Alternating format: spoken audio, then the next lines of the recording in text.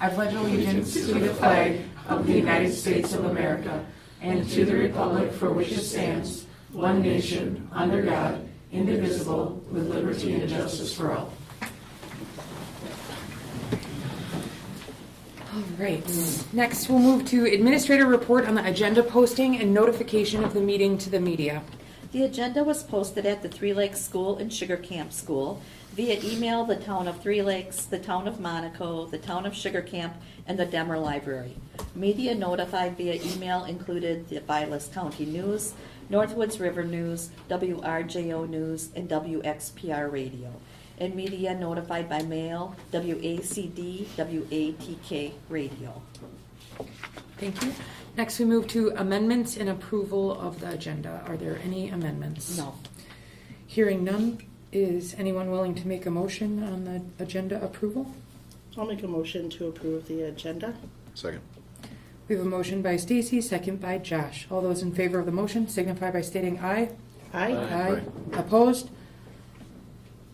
Motion carries. Next, routine approvals, starting with approved minutes of the February 18th, 2026 regular meeting. Are there any questions, additions, or changes? Hearing none? Hearing none, is anyone willing to make a motion on the minutes? I'll make a motion to approve the minutes as presented. Second. We have a motion by Mitch, second by Stacy. All those in favor of the motion signify by stating aye. Aye. Opposed? Motion carries. Next, we move to the treasurer's report.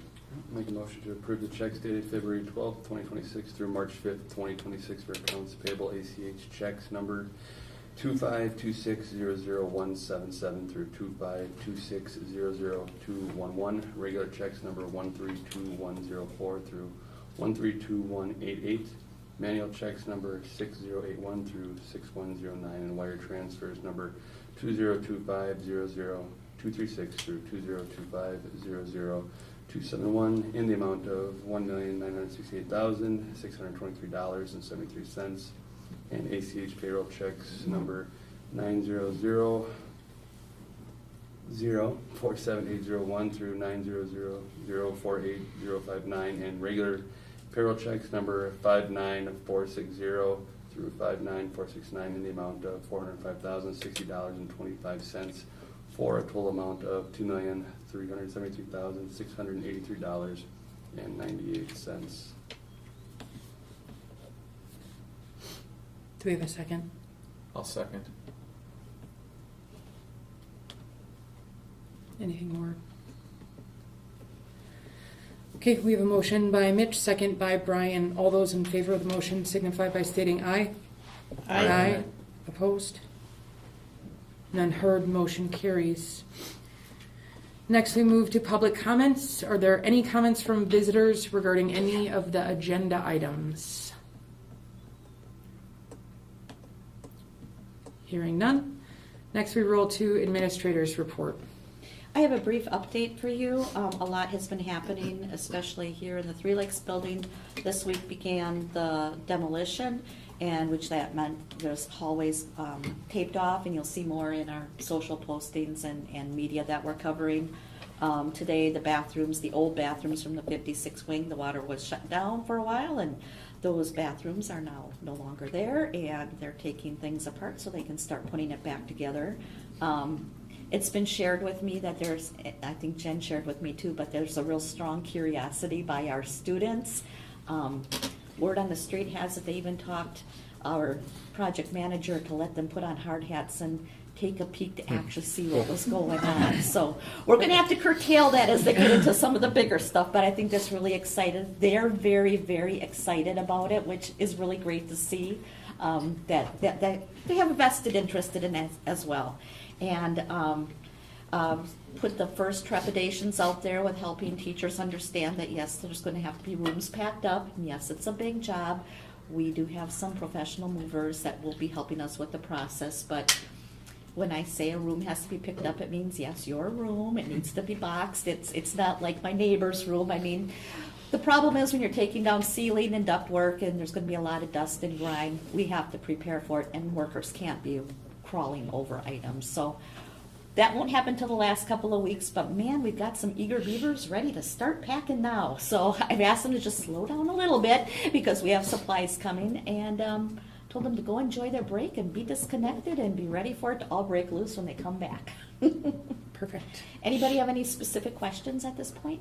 That's great that they let the kids Yes. come in and see what's going on. I mean, that's just a neat thing. I mean, that's how kids get interested in How they learn. trades or learn or just see a future. And And yeah, fantastic opportunity. I've got to say that shout out to both Shearer and Nexus.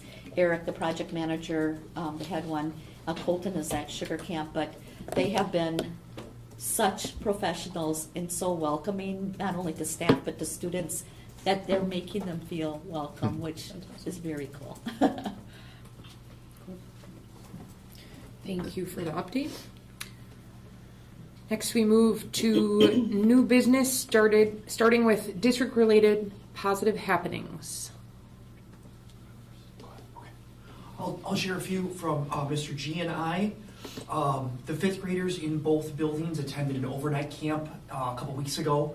They had great weather. It was down in Rhinelander at the NLIC Bible camp, and students kind of came together, did a bunch of team building.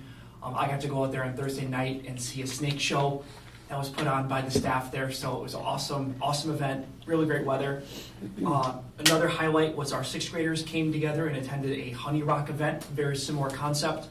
During the day, team building, kiddos from both buildings just trying to build that sixth grade class together, so as they come into seventh grade, they're a little bit more interconnected, so that's a really big highlight there. Have some solo ensemble results from Mrs. Westfall as well. Solo ensemble was last Friday. I'll read some of the awards, but the star first, kind of the highest rating that a student can receive, is only possible when performing a Class A piece. So on the choir side, there was 5 star firsts, 11 firsts, and 2 second places. And then on the band side, 1 star first, 1 first, and then 2 seconds. So a really awesome day for our band and choir students a few Fridays ago. Last week was Dr. Seuss week in both elementaries, and it was a hit. Dress up days each day. Our sixth graders read to the 4K and kindergartners each day a Dr. Seuss book, and it was just a very fun week top to bottom. Today was the Sugar Camp Talent Show over in that building. According to staff, it was a hit for students and staff members. Shout out to Mrs. Opal for doing a lot of the planning and bringing it back into the Sugar Camp building. So that was today, and it went really good. And then last but not least, Sutton Pitlick, 7th grader. She placed first at the state of Wisconsin Land and Water Conservation speeches. And then her sister Ainsley Pitlick placed second. So a little 1-2 punch there for the siblings. So it's been a great couple weeks.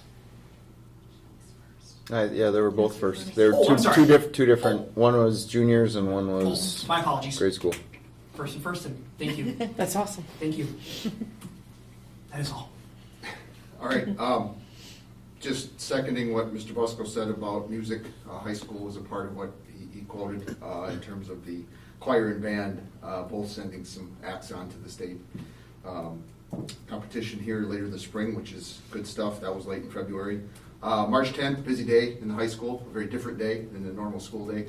Our 11th graders took the ACT test in the building that day. I've got good vibes about where that's going to come out. Obviously, it's a few months before we figure out or find out how they did. I'll say I saw a little bit more confidence, a little bit less trepidation from the eyeballs I was looking at when I gave them their challenge at breakfast. We'll see how that goes as far as the juniors. 9th graders got to go down on their annual field trip to the curling barn down in Wausau for the physical science and all the laws of science that apply to hurling those rocks down the sheet of ice, and super excited feedback when those kids were coming back into the building. Like hey, we heard that there's curling in Rhinelander, we're gonna check it out. And it's always that way. That's a fun trip. Mr. Votis and Mr. Lindquist arranged that. That was a good one. Our 10th graders went to Eagle River. Northern Pines High School was gracious enough to invite us to their Mad Money event. Also, Good feedback from the kids who were kind of mourning, going, "Oh, we got to go over to Pines." They weren't super excited about it. When they came back, like, "Wow, that was really kind of powerful." Like doing mock interviews with businesses, learning about how to write a check. A lot of good, relevant skills there for 10th graders. And our seniors got to spend the day, hopefully, finishing off their scholarship applications, because the scholarship window closes real soon. So, kind of a busy, neat day for the 10th of March. Last but certainly not least, I want to publicly recognize and give a shout out to Kim Maney, a staff member here who just recently at the WSSCA School Safety Coordinators Conference graduated with about 20 or so others from across the state of Wisconsin with the certification program. So she's now a Wisconsin State School Safety Coordinator, which very good to have her in that role to help continually move our district-wide building safety efforts forward and updated. That's all I got. So thank you, Kim, for that. That's took a lot of time for her to go and get those classes taken care of. Anyone else? I guess I'd like to say thank you from the Three Lakes Fish and Wildlife for the use of the building this last weekend, and some of the janitors. We held our annual youth tournament. We had 26 teams. We had some people coach and officiate there. They're up there amongst you guys and some players. So without the facility, there's no tournament. So thank you very much. It was, I don't know if anybody's ever done that, but thank you for letting us use it. I believe that was 34 in a row. It's been a while. It's been a while. So thank you much. Thank you, Mr. Volk. Anyone else? All right, next we'll move to April meeting dates. Okay, the April meeting date will be as normal. It's going to be Wednesday, April 15th at 6 p.m. here in the boardroom. Next, we move to consider approval of personnel reports. All right, I'm going to pull that one out. I have 2 reports to make. We have the retirement of Charlie Volk, who is here present from physical education as a Phi Ed teacher.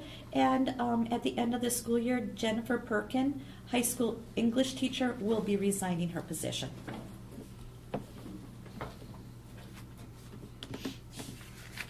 Any questions from the board? If there are none, is anyone willing to make a motion on personnel? I'll make a motion to approve the personnel report as presented. Second. Reluctantly.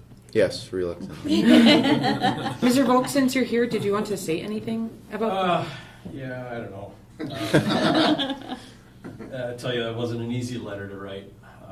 Education has been a big part of my life. And the last 10 years, to be able to come back and teach a year was special.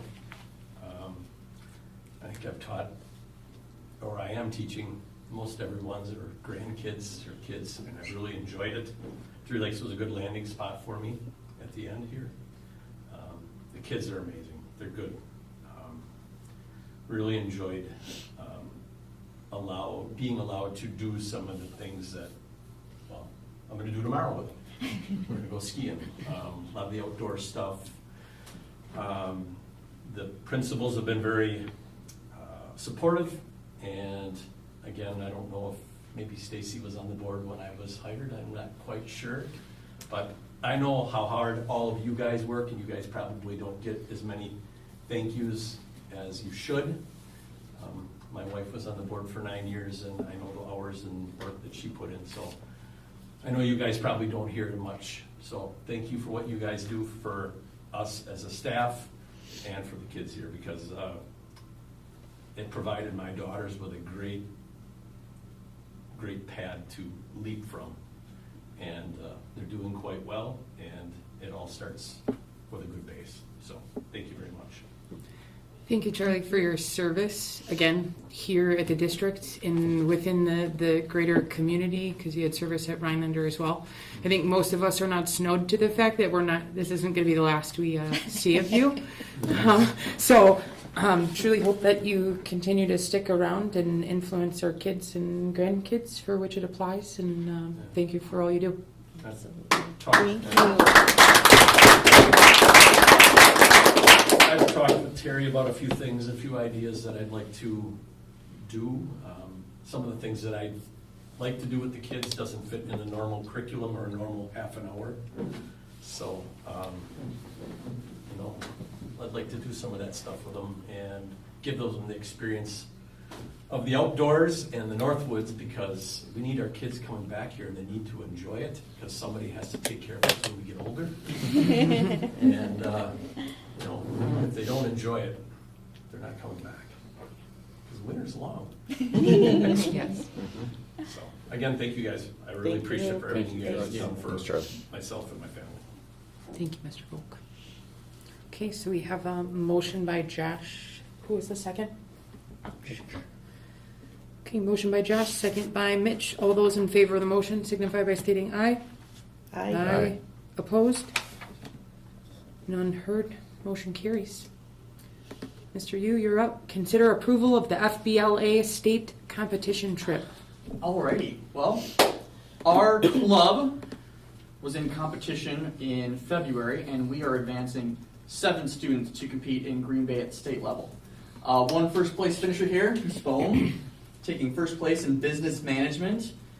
She now advances to compete at the state level in Green Bay. We are asking if it would be all right if we leave Sunday afternoon, stay Sunday night so we're ready to compete Monday morning, compete in the afternoon on Tuesday, and then come back after awards on Tuesday. It's a great opportunity for the students to go and showcase their skills and compete at a state level for sure.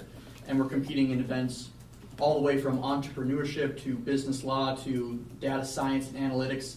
And there's one other student that is attending that is going to be a part of the state leadership conference.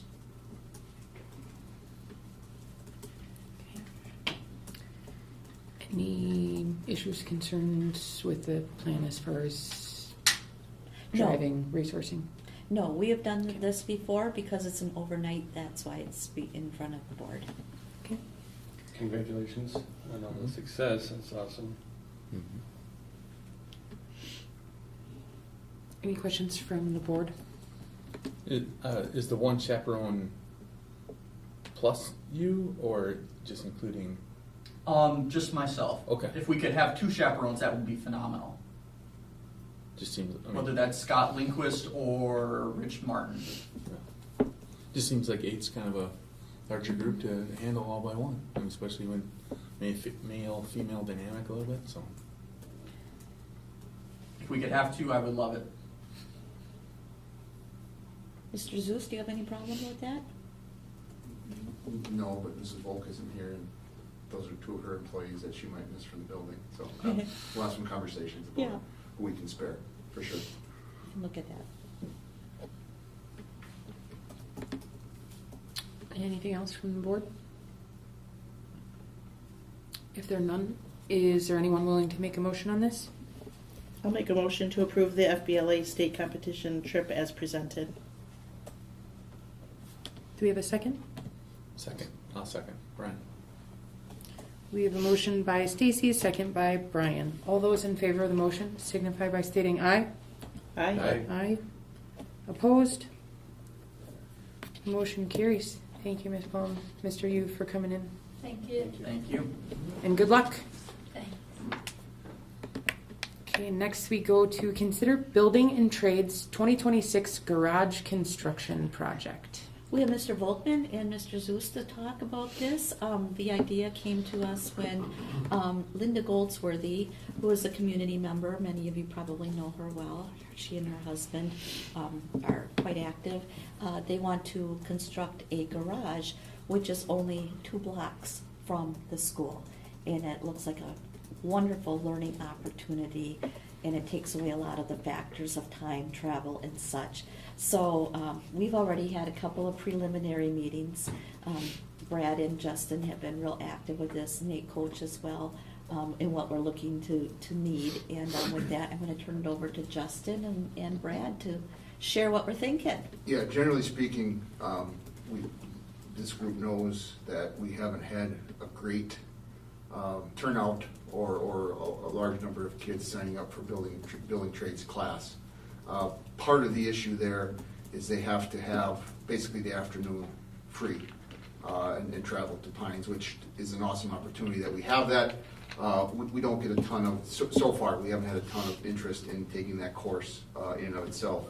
However, provided this gets approved that we work on this project off-site, as Ms. May said, a couple blocks away, we would be able to offer this project as a component of 2 different courses. One of those courses taught by Mr. Volkman, one by Mr. Coach. So this is not adding another course into the course description per se. This is utilizing a potential garage building project as a component of 2 different courses. So it would be 2 different groups of students who would have the opportunity to work on this project. With that, I'll shut up and let someone who knows a little bit more about it go ahead. Mr. Volkman, if there's details you want to fill in before we can open up the questions. The 2 courses would be woods and home maintenance, and they're right away in the morning in our schedule. So it would be, we wouldn't be taking things, we wouldn't be leaving for other classes, we wouldn't be taking any time away from other instruction. We would use those either first and second hour, depending on how the schedule works out, to go over there and get some work done. You mentioned trades, getting kids to stay around here. I have a brother in the business who's always looking for employees. This is a great opportunity to get kids skills that they can use to stay here. It's kind of been a big focus of mine because we can't keep sending everybody away and then still have a community when we're done. So it's really exciting. Garages are nice projects for kids to do because there's not a ton on the inside. It's a shell. They get to experience everything. They don't get to do any finish work usually on a garage, but they do get to do enough where they really get the idea of how timber or stick frame construction works. So I think it's a great opportunity for the kids. And if you guys have any questions, I'd be more than willing to answer. If approved, when is the anticipated start? I think it's right away in the fall. Yeah. Okay. In the fall? Yeah. Okay.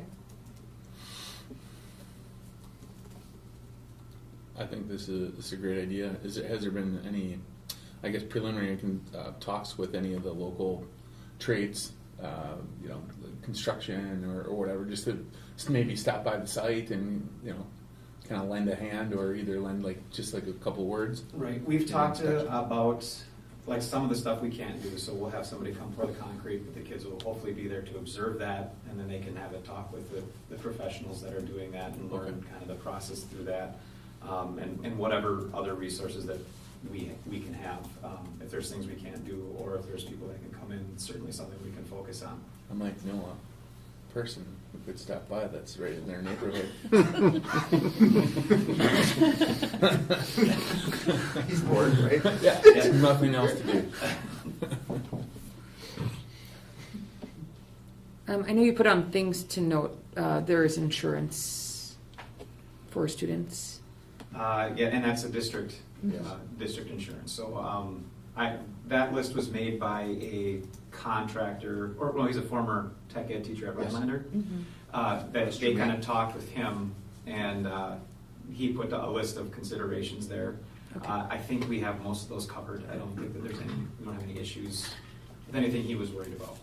Yeah, we do have it covered. Caleb is not here this evening, but he wanted me to reassure you that that's all been taken care of. He's already started looking at sample contracts to put that together and have it all in place. So it's a matter of if you all approve it, we've got it ready to go.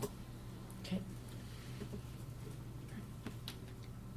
Yeah, I guess that's the only other thing is just to make sure that, I realize that they're the ones that might have come to us, but just make sure they understand it's built by kids and Yes.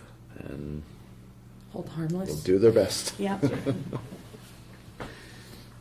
Great We'll keep a pretty opportunity. close eye on it, though. It's not too much. I'm sure. Yeah, Right. No, they're pretty Yeah. understanding. And this is a former teacher who's asking Yes. about Yeah. the project. Yeah.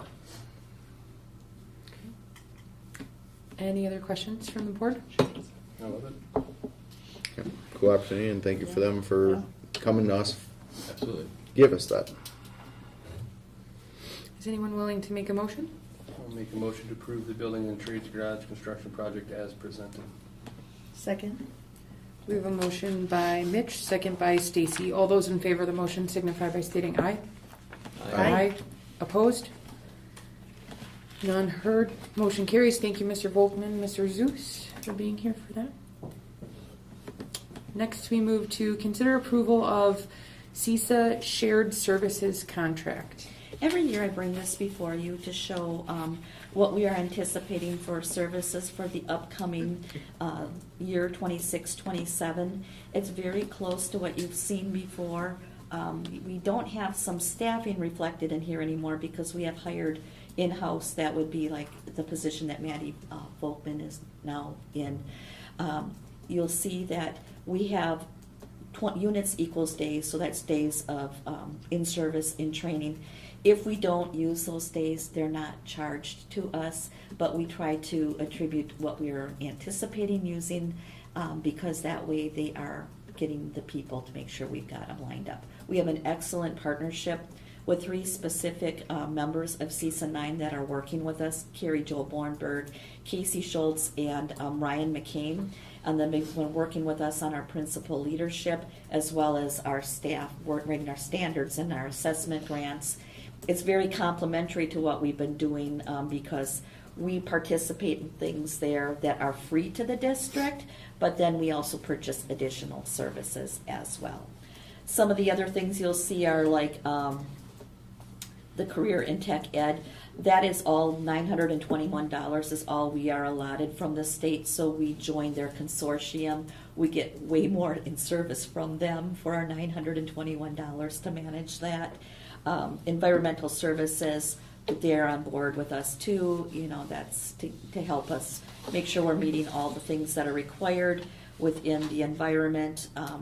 McNeil Labs is who used to do it. Their name has since changed. Get a little bit for health services that we share. The nonviolent crisis intervention training, that's a PD that Mrs. Volk does with her paraprofessional staff. And then those modules that you see reflected, the paraprofessionals work through these modules. It's self-paced training to help improve their skills. We're always trying to really get them up to speed. And we include our paraprofessionals in the professional staff development as well, because they're paraprofessionals. Everybody's working with the kids. One of the bigger costs is our audiologist costs. Again, they budget that to what we need. It is adjusted by the services we use, same with the vision impairment, based on what we need. And then administrative costs, those are standard. That's not a negotiated fee. That's what we pay as a member by our district size to the 22 member of the CISA consortium, the CISA board.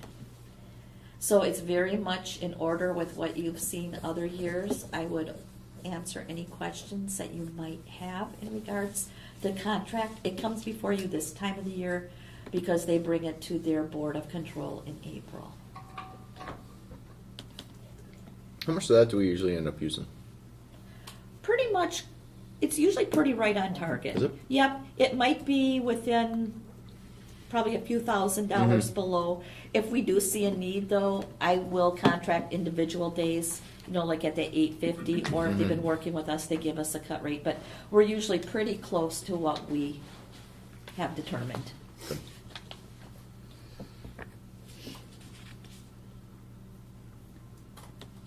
Any other questions from the board?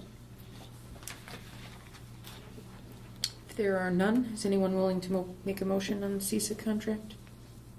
A motion to approve the CISA shared service contract for 2026-2027. Second. Motion by Brian, second by Josh. All those in favor of the motion signify by stating aye. Aye. Opposed? None heard. Motion carries. Next, we move to discussion, hunting on the Camp 3 school forest property. This is before you this evening because I believe it's time that we open the discussion as to what your thoughts as a board are on hunting on that piece of property in particular, and where you might want to land going forward. Tonight doesn't have to be anything about decisions. It's not going to be about policy making, but what I have included for you is a hard copy of the policy that our attorney Scott Mankish has been working on with me. And I filled a few things in for you, so you take a look. And then I made a copy of the hunting seasons. And there's also a list of questions for consideration if we go down this path. So it's important to have policy to determine what we're doing. If you all land, next month or a few months down the road that we are not going to have hunting on that particular piece of property, noting that it is less than a 40-acre parcel. Its main purpose is for education, and we choose not to go that way. We should still have a policy that says we are not permitting hunting on that piece of property. If we are going to permit hunting, then we want to have a very prescriptive approach to it. We want to be able to have full control over who and what are the people that are considered to hunt on that property, what the specific seasons are that we will entertain hunting on, if there's any seasons that we will not permit, if there's any conditions that we will not allow.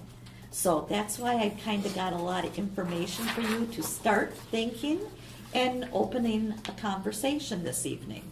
With that, I'll turn it over to you, Alicia. I would say, I know, Justin, you've had a ton of work on this project throughout the years. One of the things Terry and I talked about was what is the level of interest that we've already received from the community up to this point to make a determination if this is something that the public truly wants. I think we talked about not setting it to action tonight simply because we don't have a great understanding of what it looks like from the public on interest in hunting that property. I've had one neighbor talk to me a couple summers ago when we were working on trails. So overwhelming response. Yeah, Okay. One neighbor asked, who was a very helpful neighbor who was helping with the trails, asked about will this at some point be open to public hunting? So in 5 years, one question. And I've had one staff member inquire. So that's our total. Was the neighbor asking to use it in order so he could use it, or was he just curious whether? I think that he's walked through there over and over again in the past bird hunting and was wondering if he could still walk the same loop, I think was what. Gotcha. I was reading between the lines of that very informal ask, yes. Okay. The other thing I question is what is the possibility of putting it out, whether that be social media or to the public in some respect, to see if there is interest, right? So that's one of the things I thought. This has been a contentious topic for a long time, especially considering removal of the trap range as an option, right? It would be good to have an understanding of what is the level of interest by the public to use such a property so that we could determine what is going to be the amount of work that the district is then going to have to do to make arrangements, organize that type of understanding. Because if there's two people, I mean, that's a pretty easy lift. But if there's more than that, it'd be good to know.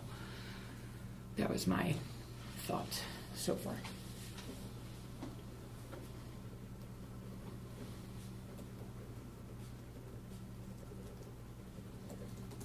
We absolutely can do that. It's going to generate interest. I don't think this has to be a contentious subject, though it maybe will be because people fall kind of hard on, either they support hunting or they don't. Same with trapping or not trapping. Also looking at particular methods of hunting, and that's what we have to get into. I mean, are you permitting just grouse hunting, or are you looking at waterfowl, or are you permitting deer hunting? And that's where the lift becomes much heavier, because as we develop a policy as to what is and isn't permitted, we would then have to delineate if we are permitting deer hunting. It's going to have to be a stand that goes up and comes down the same day. It's not going to be something that you're going to leave up all the time. It's not going to be that you're taking the resources from the property where many hunters would and build a more permanent blind. Those are the kind of considerations that we would have to be looking at.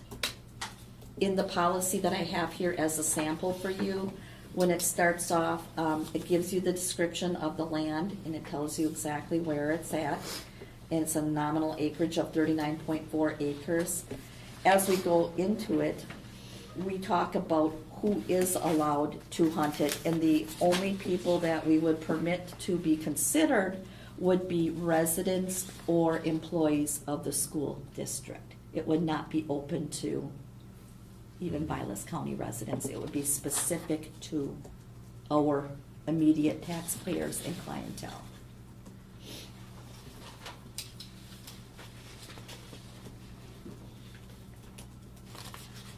If you want me to run through this policy in front of you, I can give you a couple of highlights, or, I mean, I don't know how much you all want to. I mean, my gut instinct is to just not allow any hunting on the property at all.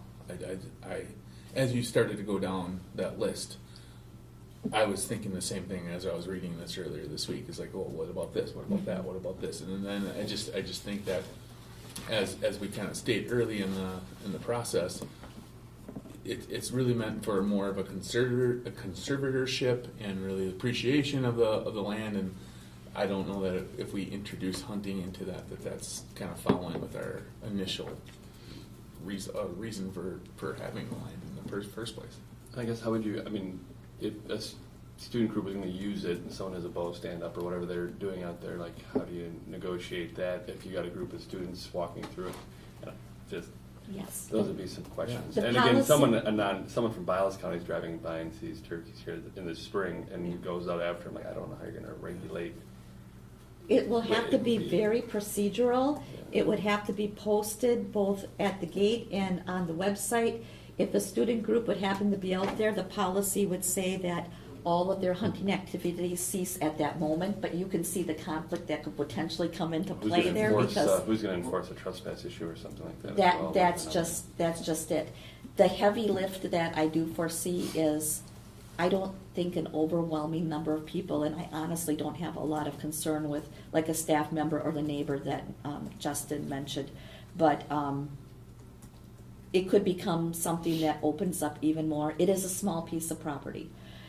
You know, usually when you're talking about acreage for hunting, Josh and I have had this conversation in the past, you know, you're talking about 100 acres or 120 acres or other land that fills into it. There is state land around there, so that is a consideration.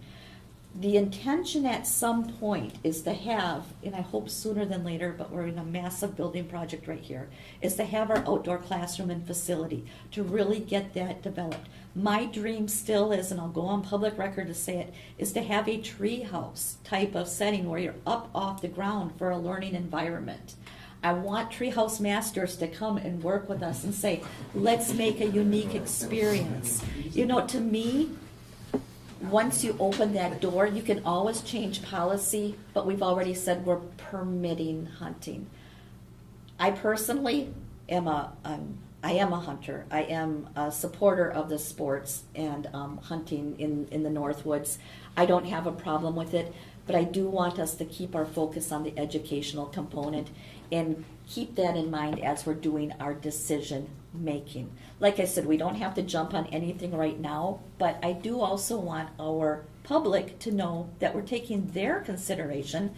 They have funded this piece of property for us, and we want them to know that we respect their voices and do appreciate hearing their thoughts. That's, I guess, my soapbox moment, if you guys want to add to it.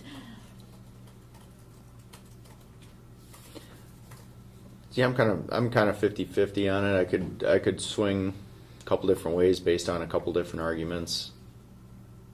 You know, as far as the neighbor's concerned, it's a normal loop for him. You know, I could see wandering through, but at the same time, you know, that would take a little bit extra work because, you know, the way I would see it is there'd have to be a cable that would get stretched across the driveway, so he would then he couldn't just walk from his property to theirs or to ours. He would have to go through the parking lot, put the cable, you know, make sure nobody else is in there. Anyways, blah, blah, blah. You know, high-powered rifles, I'd probably stand a little bit more against just because of the size of the property. But as far as some bird hunting, maybe trapping, I guess I'm not really seeing too big of an issue with immediately. But like I say, it is a little bit more work on the district's half to make sure that all the pieces are in place so that we don't put anybody in danger that might be out there as far as a class or students. So.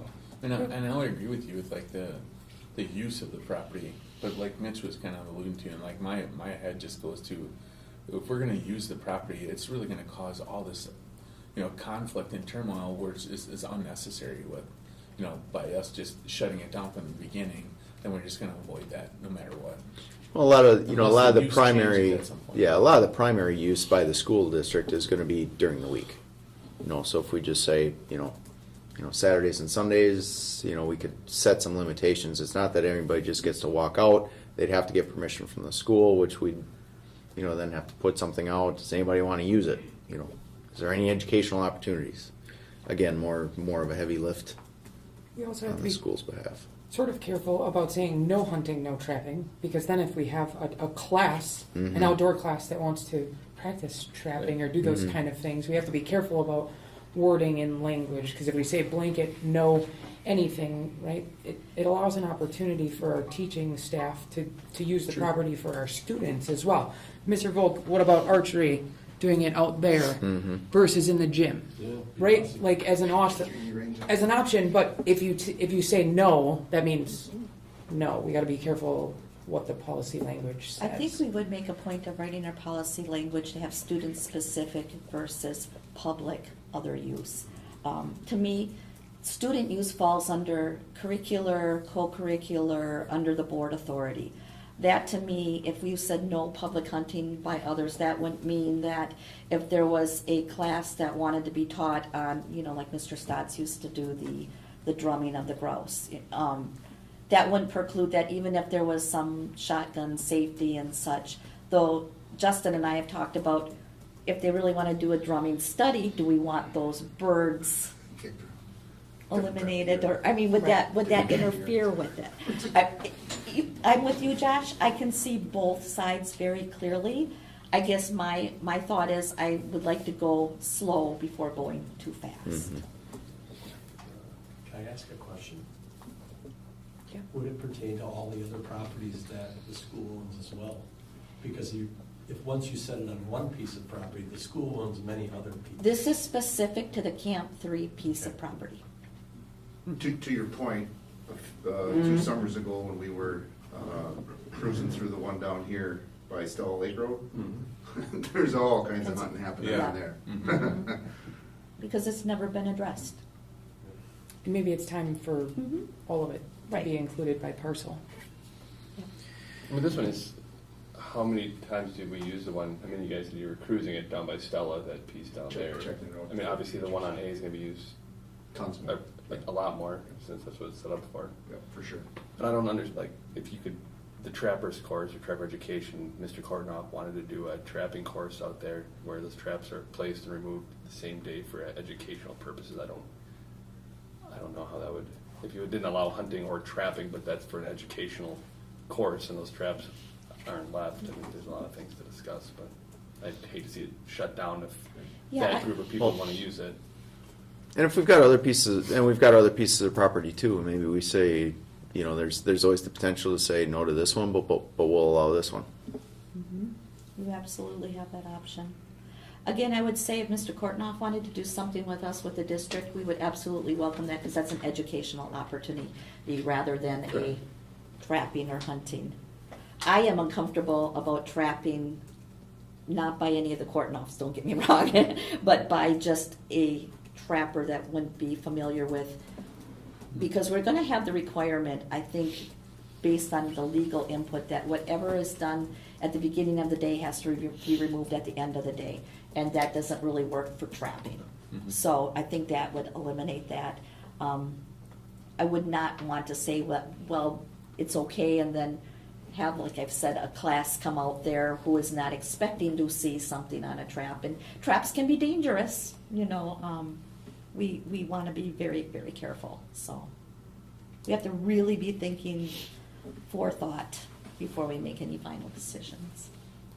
But you're doing exactly what I wanted you to do, to get this at least in our mind for discussion and get a feeling for where we would like to go with this. We can go through the specific questions that are listed from our attorney, or you can just look at those and ponder, because we will be coming back. I guess what I would ask from you is a directive from me, what you would like me to do to further prepare and help you in a future meeting when we come back. I don't know how you're gonna say no to it at this current second with the other properties being hunted, like the piece they're talking about. The people who live on that road are all over that piece. I guess I would, not that it matters at this point, because we have no policy for it, but. So you believe it's being hunted right now? The stuff south of Three Lakes is for sure. Oh, Like they oh, said. yeah. I'm just saying, if someone would go turkey hunting opens up here in a couple of weeks for youth season. If some youth hunter and dad goes out there and uses it because it's part of the Three Lakes School Forest, I mean, I can't do anything about it now, but I agree something probably should be done if we want to stop that piece. And I'd lean more at Brian, as much. I can't believe I'm saying that because I love hunting and trapping and fishing and everything, but that educational piece out there. But that's Well, my 2 in cents. Rylander School District, unless it's changed since I used to belong there, it was very clear that the parcel that Cavlock Center, the actual classroom was on, and where the education, that was no hunting. But they have many, many other parcels that permit hunting, because it is in the woods, more removed. I just think it would be good to get that in writing versus not having anything in the assumption that the Stella property is free game for anyone who goes. That if we have the Camp 3 on top of any parcels owned by the school identified. And I still find interest in seeing if there is interest from the Okay. community in using that property. Because ultimately they paid for it. It would be good to have. I think everybody in the community would use it. I would. I mean, if it's open up public hunting, right, and there's turkeys on it, and I have a turkey tag, I mean, I think that's just how that goes with everybody. Just hunt in my yard. I mean, Okay, well, I'm going to Brian's there. Never mind. Like Alicia said, I think that's just starting the conversation and seeing what interest there might be, if there's some opinions. And again, it doesn't need to be contentious. Just,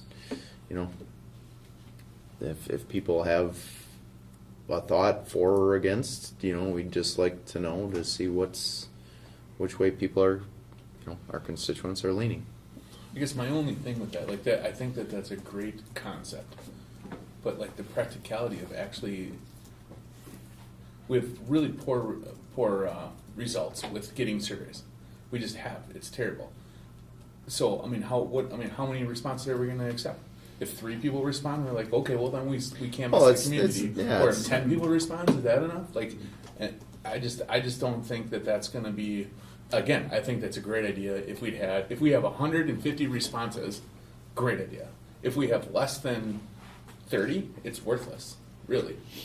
Yeah, So and we're not. we put it out there. cross-section. Yeah, We did put it out there. we're not saying I mean, we're not saying that the results of the responses are which way necessarily that the decision's going to go, but we don't know if there's 3 or 150. Well, I get that, but let's just go with hypotheticals, because that's what we're talking about. Yeah. We send out X amount of surveys, we get 25 back.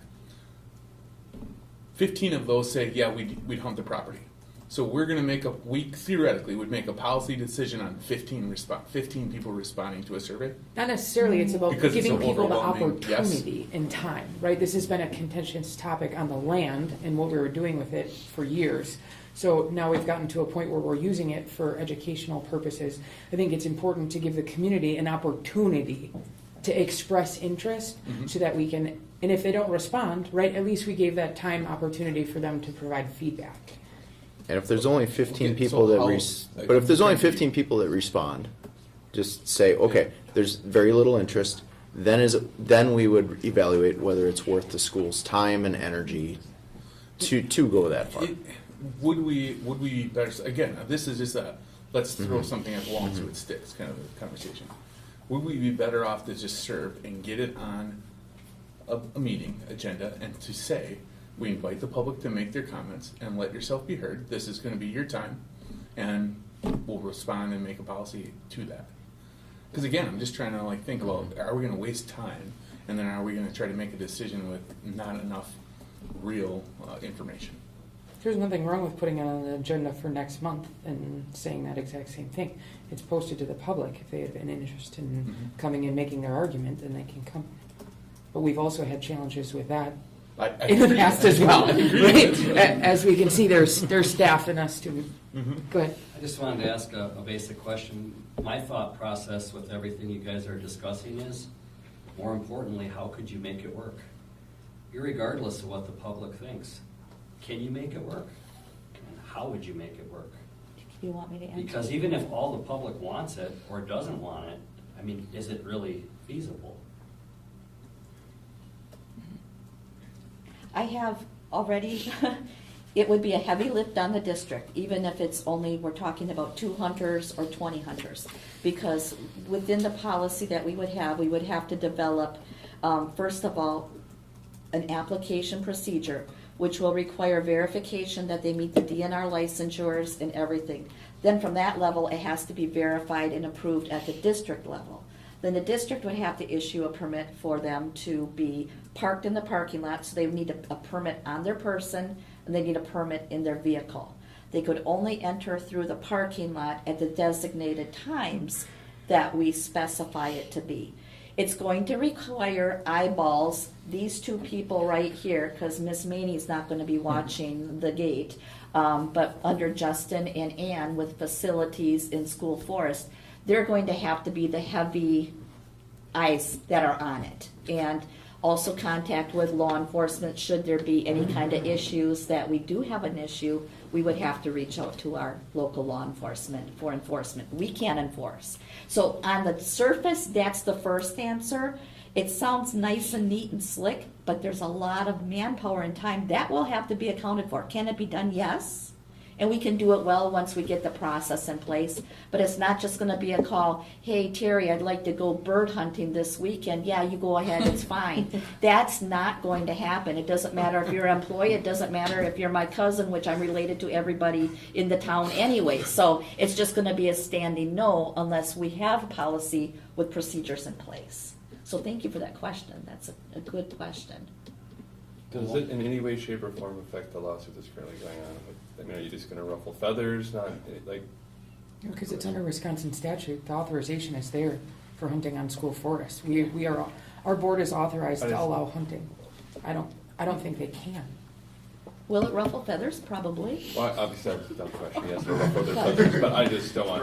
I don't want to give another avenue to another fight to another.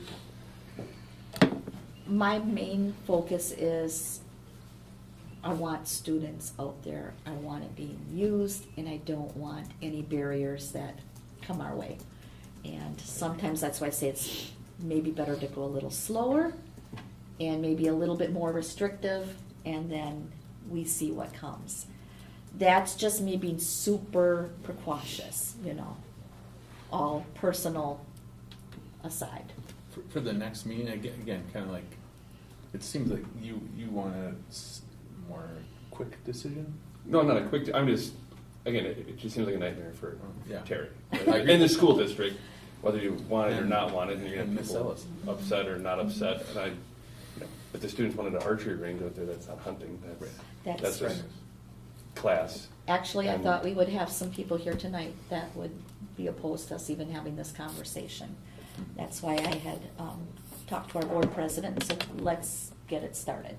For the next meeting, could we just conglomerate at least what land that we have and maybe just designate, Yes. just, this is like screenshots, that this is our land, this is where it's at. We can maybe just go from there and then. Yeah, possible maybe 2 meetings possible from now. alternatives or Yeah. something. Absolutely. And that's just a suggestion. I don't know if, Alicia, if you're on board with that or not. I would have to dig more into the statutes for school property. My other concern is if we don't have something in writing on our other properties, right, what happens if someone shoots themselves? Like, have we looked at in the past, right, like this is outside of my time here on the board, but have we looked at liability? Have we looked at having a hold harmless Right. clause? Like, I think this opens us up for a lot of things that we haven't talked about. But I think it's really important to outline each of the properties, what is going to be acceptable use on that property, and make sure we're covered and that our WASB attorney is looking at that as well. Because just because it hasn't happened doesn't mean it's not going to be a catastrophe when it does.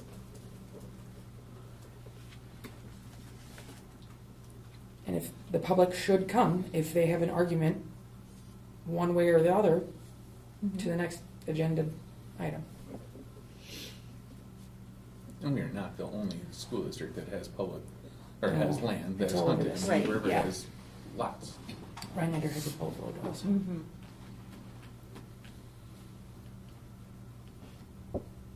Okay, You comfortable with that? I'm very comfortable with that. Any other feedback? Stacy, you're quiet. Kind of in the middle and just listening. Any other comments? Okay, we'll move to the next item, which is Miss Ellis, Winter Sports Report. Woohoo! Serious, all that stuff. Quick leave before I talk. Thank you, guys. Thank you. Save you. yourselves. Thank you for coming. Thank you. Yep, thank you for all that you do. All right, winter sports, 3 sports. We're gonna talk about wrestling, girls basketball, boys basketball. So wrestling, we are co-opted with Leona Wabino. A lot of this is for my own brain as this is still new for me. So Leona drives, we're shotgun in this co-op. Unlike our Phelps relationships, we drive, they're shotgun. Three Lakes had 3 wrestlers, 2 males, 1 female. The WIA did split out males and females, started this year. Our 3 wrestlers, this was their first year wrestling. So this was for our high school wrestlers specifically. So our 2 male wrestlers, unfortunately one became ill, only had a record of 3-0, but 3's better than 0. Other male wrestler had a record of 2-10. And then our 1 female wrestler had a record of 17-18. And she was 1 place away of being a sectional qualifier. We have a few coming up into the program, so there'll be 5 8th graders, 5 8th grade boys coming up into the program for next year. That's wrestling, unless you have questions, comments, concerns. Girls basketball, we had a coaching change this year, so Michelle Brown came back as a head coach. She had coached a number of years in the past and had Maddie Volkman join her, who coincidentally Michelle coached back in the day. It was Maddie's first year coaching, and we're very happy to have her join the program with Michelle. So the season, so we are co-opted with Phelps. There was 4 students from Phelps, part of the team. Record was 17-7. Conference was 7-3. We did tie for 2nd place. The entire team returned, so that was an unusual thing. Of the 18 girls, 10 were seniors, so pretty impactful for what we will be losing. Just graduating out. The season started off pretty hot with 3 straight wins, and then losing to Leona Wabino then started kind of a negative. We also lost our starting point guard to an ACL injury, which ended her season. There were a lot of, I won't say a lot, but there were disappointing losses, and one of the big highlights then, we did win at home against Leona Wabino, defeating them for the first time in 7 years. So it was a pretty big deal. The girls' season ended playing their best basketball per Coach Brown, which is what you want to see at the end of your program, end of the season. Losing 10 seniors, as I said, would be pretty significant, but there's a very solid group of sophomores that are returning as juniors, and then a very good-looking group of freshmen that will be coming in to start the promising season for next year. Girls basketball. Questions, comments, concerns? Boys basketball.